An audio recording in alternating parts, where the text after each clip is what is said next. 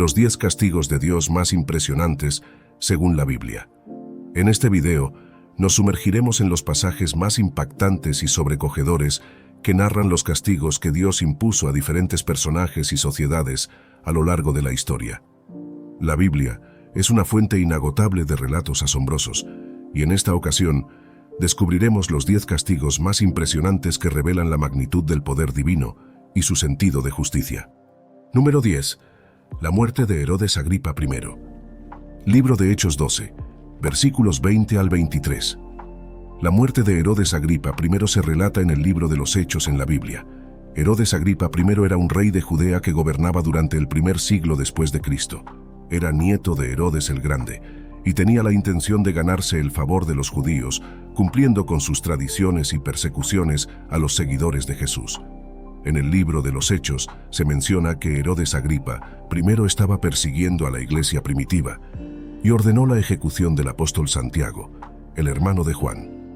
Esto complació a los judíos, y Herodes decidió arrestar también a Pedro, otro de los apóstoles. Sin embargo, durante la Pascua, mientras Herodes Agripa pronunciaba un discurso ante la multitud, la gente comenzó a aclamarlo como a un dios. En lugar de rechazar la adoración, Herodes aceptó el elogio y no dio la gloria a Dios. En ese mismo momento, un ángel del Señor lo golpeó y lo hirió gravemente. Herodes fue llevado a su palacio, donde murió pocos días después debido a una enfermedad. El castigo de Dios contra Herodes Agripa es considerado un ejemplo de la justicia divina y una advertencia contra la arrogancia y la búsqueda de poder humano. Número 9. La muerte de Ananías y Zafira. Libro de Hechos, capítulo 5, versículos del 1 al 11. La muerte de Ananías y Zafira es un relato bíblico que se encuentra en el libro de los Hechos en el Nuevo Testamento. Este incidente narra la historia de una pareja que fue castigada por Dios por su falta de honestidad y engaño. Ananías y Zafira eran miembros de la iglesia primitiva en Jerusalén y, como otros creyentes, vendieron una propiedad y llevaron el dinero obtenido para donarlo a la comunidad. Sin embargo, decidieron retener una parte del dinero para sí mismos mientras afirmaban haber entregado la cantidad total. Cuando Pedro, uno de los apóstoles, se enteró de su engaño a través de una revelación divina, confrontó a Ananías. Le preguntó por qué había mentido al Espíritu Santo y le advirtió que había caído en la trampa de Satanás. Inmediatamente Ananías cayó muerto en el acto. Algunas horas después, Zafira, la esposa de Ananías, llegó sin saber lo sucedido, y Pedro preguntó si habían vendido la propiedad por la cantidad que Ananías había afirmado. Zafira también mintió y afirmó que sí. Pedro la confrontó y le advirtió sobre la gravedad de su engaño.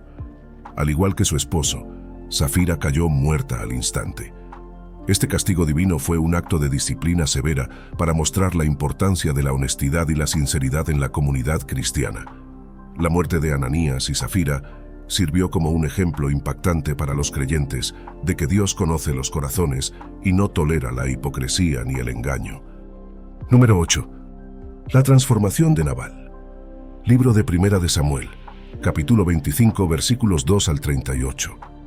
En la Biblia, el relato de la transformación de Nabal se encuentra en el primer libro de Samuel, capítulo 25. Nabal era un hombre rico y arrogante que vivía en la región de Maón. Durante la temporada de esquileo de ovejas, David y sus hombres estaban en los alrededores y enviaron un mensaje a Nabal solicitando provisiones y ayuda para su grupo, ya que habían estado protegiendo a los pastores de Nabal y sus ovejas. Sin embargo, Nabal respondió de manera despectiva y se negó a prestar ayuda a David y sus hombres. Esta respuesta provocó la ira de David, quien decidió vengarse y se preparó para atacar a Nabal y su casa. En ese momento, una de las siervas de Nabal, llamada Abigail, supo de la situación y decidió intervenir. Rápidamente reunió provisiones y se dirigió hacia David. Al encontrarse con él, Abigail le rogó que no tomara venganza y le aseguró que Nabal era un hombre necio y cruel. David escuchó las palabras de Abigail y se dio cuenta de que había sido impulsivo en su ira. Agradecido por la intervención de Abigail, decidió perdonar a Nabal y desistir de su plan de ataque. Más tarde, cuando Abigail regresó a su hogar, encontró a Nabal celebrando un banquete sin preocuparse por lo que había sucedido. Ella decidió esperar hasta el día siguiente para contarle lo sucedido. Sin embargo, cuando Nabal escuchó el relato de Abigail, su corazón se llenó de temor y horror, y 10 días después murió. Este evento es interpretado por muchos como un castigo divino por la actitud arrogante y ego de Nabal. Muestra cómo Dios intervino en la situación y transformó una situación potencialmente desastrosa en una lección sobre la importancia de la humildad y la sabiduría. Número 7. La plaga de los tumores y las ratas. Libro de Primera de Samuel, capítulos del 5 al 6. En la Biblia se relata un castigo divino conocido como la plaga de los tumores y las ratas. Este castigo se encuentra descrito en el libro de Primera de Samuel. La historia narra cómo los filisteos habían capturado el Arca del Pacto, un objeto sagrado para los israelitas que contenía las tablas de la ley de Dios. Los filisteos creían que habían obtenido una gran victoria al capturar el arca y la llevaron a la ciudad de Asdod, colocándola en el templo de su dios Dagón. Sin embargo, desde el momento en que el arca fue colocada en el templo, los filisteos comenzaron a enfrentarse a graves problemas. En primer lugar, Dagón, la estatua de su dios, cayó con el rostro en tierra frente al arca. Los filisteos, desconcertados, volvieron a colocar la estatua en su lugar, pero al día siguiente, no solo Dagón volvió a caer, sino que también su cabeza y manos fueron cortadas dejando solo el torso. Además de este suceso, Dios envió una plaga de tumores sobre los habitantes de la ciudad de Asdod. Los tumores eran dolorosos y causaban sufrimiento en la población. Ante esta situación, los filisteos decidieron trasladar el arca a otra ciudad, Gat. Sin embargo, la plaga de tumores también afectó a los gatitas, lo que los llevó a enviar el arca a la ciudad de Ecrón. Sin embargo, los problemas continuaron en cada ciudad a la que se llevaba el arca, ya que Ecrón también hubo una gran plaga de tumores. Esto llevó a los filisteos a darse cuenta de que estaban siendo castigados por el Dios de los israelitas y decidieron devolver el arca a su pueblo. Los filisteos colocaron el arca en un carro tirado por 2 vacas y las dejaron en libertad para que siguieran su camino. Las vacas se dirigieron directamente a Bet-Shemesh, una ciudad de los israelitas. El regreso del arca marcó el fin de la plaga de tumores y las que habían afectado a los filisteos. Número 6. La muerte de Nadab y Abiú. Libro de Levítico, capítulo 10, versículos 1 y 2. La muerte de Nadab y Abiú es un episodio registrado en la Biblia en el libro de Levítico, capítulo 10. Nadab y Abiú eran 2 de los hijos de Aarón, el sumo sacerdote de Israel. Durante la ceremonia de consagración del tabernáculo, estos 2 hermanos ofrecieron un fuego extraño delante del Señor, que Él no se les había ordenado. Como resultado de su acción, un fuego salió de la presencia de Dios y los consumió, provocando su muerte inmediata. La narración enfatiza que el fuego que ofrecieron era extraño o profano, porque no seguía las instrucciones precisas que Dios había dado a través de Moisés. Esta ofrenda inapropiada desobedeció las normas divinas y violó la santidad del lugar sagrado. La muerte de Nadab y Abiú se interpretó como un castigo ejemplar de Dios, que demostró su intolerancia hacia la falta de respeto y la irreverencia en el culto. Este evento sirvió como una advertencia para los sacerdotes y para toda la comunidad de Israel, enfatizando la necesidad de obedecer estrictamente las instrucciones divinas. Este suceso también llevó a Moisés a recordar a Aarón y a sus otros hijos que no debían lamentar la muerte de Nadab y Abiú en medio del servicio, como un recordatorio de que la santidad de Dios debía ser respetada incluso en momentos de duelo. Número 5. La plaga de las serpientes ardientes. Libro de Números 21, versículos del 4 al 9. La plaga de las serpientes ardientes es un castigo que Dios envió al pueblo de Israel durante su travesía por el desierto. Según relata la Biblia en el libro de Números, capítulo 21, después de haber sido liberados de la esclavitud en Egipto, los israelitas estaban viajando por el desierto en dirección a la tierra prometida. Sin embargo, comenzaron a quejarse y a murmurar contra Dios y Moisés debido a las dificultades y la falta de agua y comida en el desierto.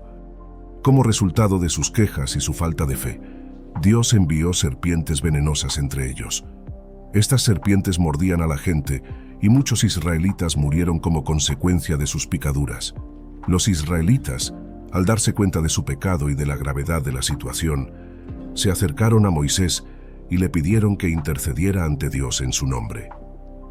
Moisés oró, y Dios le indicó que hiciera una serpiente de bronce y la colocara en una asta. Aquellos que fueran mordidos por las serpientes venenosas podrían mirar hacia la serpiente de bronce y serían sanados. Moisés hizo lo que Dios le había mandado, y todos los que miraron hacia la serpiente de bronce fueron sanados y sobrevivieron a las picaduras venenosas. Este castigo de Dios, la plaga de las serpientes ardientes, fue una lección para los israelitas. Sirvió como una advertencia sobre las consecuencias de la desobediencia y la falta de fe.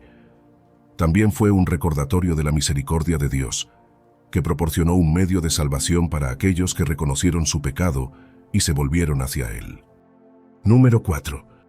Las 10 plagas de Egipto. Libro de Éxodo 7:12. Las 10 plagas de Egipto son una serie de calamidades que, según la narrativa bíblica, fueron enviadas por Dios como castigo sobre el faraón de Egipto y su pueblo para liberar a los israelitas de la esclavitud. Estas plagas se relatan en el libro del Éxodo, en el Antiguo Testamento de la Biblia. Según el relato, Moisés, el líder elegido por Dios, pide repetidamente al faraón que permita la liberación de los israelitas, pero el faraón se niega una y otra vez. Como resultado, Dios envía una serie de plagas sobre Egipto. Estas plagas incluyen: primero plaga, agua convertida en sangre. El agua del río Nilo y todas las fuentes de agua se convierten en sangre, lo que causa la muerte de los peces y hace que el agua sea inutilizable. Segunda plaga, la plaga de ranas. Las ranas invaden Egipto, cubriendo todo el país y causando una gran molestia. Tercera plaga, la plaga de piojos. El polvo de la tierra se convierte en piojos que infestan tanto a los humanos como a los animales. Cuarta plaga, la plaga de moscas. Enjambres de moscas invaden Egipto, causando más incomodidad y daño. Quinta plaga, enfermedad en el ganado.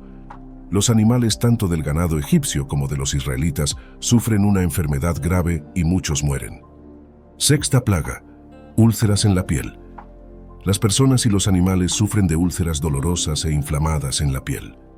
Séptima plaga, lluvia de piedras, granizos y fuego caen del cielo, destruyendo los cultivos y dañando las propiedades. Octava plaga, la plaga de langostas. Enjambres de langostas invaden Egipto y devoran todos los cultivos que tras la plaga de granizo. Novena plaga, oscuridad. Una oscuridad densa cubre toda la tierra de Egipto durante 3 días, impidiendo que la gente vea y se mueva. Décima plaga, muerte de los primogénitos. La plaga más devastadora de todas. Todos los primogénitos, tanto humanos como animales, mueren en Egipto excepto aquellos hogares israelitas que han marcado sus puertas con la sangre de un cordero. Tras la última plaga, el faraón finalmente permite que los israelitas se vayan. Estas 10 plagas se consideran un testimonio del poder de Dios, su intervención divina en la liberación de los israelitas de la esclavitud en Egipto. Número 3. La destrucción de Sodoma y Gomorra. Libro de Génesis 19. La destrucción de Sodoma y Gomorra es un relato bíblico que se encuentra en el libro del Génesis. Según la narración, estas 2 ciudades fueron castigadas por Dios debido a su maldad y corrupción. La historia cuenta que Abraham recibió la visita de 3 hombres, quienes resultaron ser ángeles enviados por Dios. Estos ángeles le informaron a Abraham que destruirían las ciudades de Sodoma y Gomorra debido a su pecaminosidad. Abraham intercedió ante los ángeles y les pidió que si encontraban al menos 10 personas justas en las ciudades, las perdonaran. Los ángeles accedieron a su petición y 2 de los ángeles llegaron a Sodoma. Allí fueron recibidos por Lot, sobrino de Abraham, quien los hospedó en su casa. Sin embargo, los hombres malvados de la ciudad rodearon la casa de Lot, exigiendo que los ángeles les fueran entregados para abusar de ellos. Lot trató de proteger a los visitantes, ofreciendo a sus 2 hijas en su lugar, pero los hombres rechazaron la oferta. Ante esta maldad generalizada, los ángeles advirtieron a Lot y a su familia que abandonaran la ciudad, ya que serían destruidos junto con los demás habitantes. Lot, su esposa y sus 2 hijas huyeron, pero la esposa de Lot desobedeció la orden de los ángeles de no mirar atrás, y lo hizo. Miró hacia atrás mientras la ciudad era consumida por fuego y azufre. Como resultado, ella se convirtió en una estatua de sal. Sodoma y Gomorra fueron completamente destruidas como castigo divino por sus pecados y su falta de arrepentimiento. Este evento se considera un ejemplo en la Biblia de la justicia de Dios y su capacidad para castigar a los impíos. Número 2. El diluvio universal. Libro de Génesis, capítulo 6 al 9. El diluvio universal es un episodio descrito en la Biblia en el libro del Génesis, donde se relata cómo Dios envió un diluvio catastrófico para castigar a la humanidad debido a su maldad y corrupción. Según el relato bíblico, Dios eligió a Noé, un hombre justo y piadoso, y la instruyó para que construyera un arca y reuniera a su familia junto con una pareja de cada especie de animales. El arca de Noé fue construida siguiendo las instrucciones precisas de Dios y se le dio un tiempo determinado para completarla. Una vez que el arca estuvo lista, Noé y su familia, junto con los animales, entraron en ella. Entonces, las aguas del diluvio comenzaron a caer y cubrieron toda la tierra, provocando una inundación sin precedentes. El diluvio duró 40 días y 40 noches, y toda la vida en la tierra, excepto la que estaba dentro del arca, fue destruida. Las aguas cubrieron incluso las montañas más altas. Después de que las aguas se retiraron, el arca de Noé finalmente descansó en el monte Ararat, y Noé y los demás sobrevivientes salieron del arca. Dios estableció un pacto con Noé y su descendencia, prometiendo nunca más destruir a la humanidad por medio de un diluvio. Para sellar este pacto, Dios puso un arco iris en el cielo como señal de su promesa. El diluvio universal en la Biblia se considera un castigo divino debido a la maldad y la corrupción que había inundado el mundo. También se ve como un evento que marcó un nuevo comienzo para la humanidad, con Noé y su familia convirtiéndose en los ancestros de la nueva humanidad. Número 1. La maldición sobre la serpiente. Libro de Génesis, capítulo 3, 14, 15. La maldición sobre la serpiente es un episodio bíblico que se encuentra en el libro del Génesis. Según el relato, después de que Adán y Eva desobedecieron a Dios y comieron del fruto prohibido en el jardín del Edén, Dios pronunció una serie de castigos. Uno de ellos fue dirigido a la serpiente que tentó a Eva, en Génesis capítulo 3 versículos del 14 al 15. Dios dijo a la serpiente: «Por cuanto has hecho esto, maldita serás entre todas las bestias y entre todos los animales del campo. Sobre tu pecho andarás, y polvo comerás todos los días de tu vida. Y pondré enemistad entre ti y la mujer, y entre tu simiente y la simiente suya. Esta te herirá en la cabeza, y tú le herirás en el carcañar». Esta maldición sobre la serpiente se interpreta como un símbolo de la enemistad entre Satanás, representado por la serpiente y la humanidad. Dios declaró que la serpiente sería maldita y que sería sometida arrastrándose sobre su pecho y comiendo polvo. Además, se predice un conflicto continuo entre la descendencia de la serpiente y la descendencia de la mujer, en el que finalmente la descendencia de la mujer triunfará hiriendo a la serpiente en la cabeza. Este pasaje bíblico es considerado por muchos como una profecía mesiánica, ya que se interpreta como una referencia al futuro Mesías que vendría a redimir a la humanidad y derrotar a Satanás. En el contexto cristiano se ve como una figuración de la obra de Jesucristo en la cruz, donde vence a Satanás y provee salvación para aquellos que creen en él.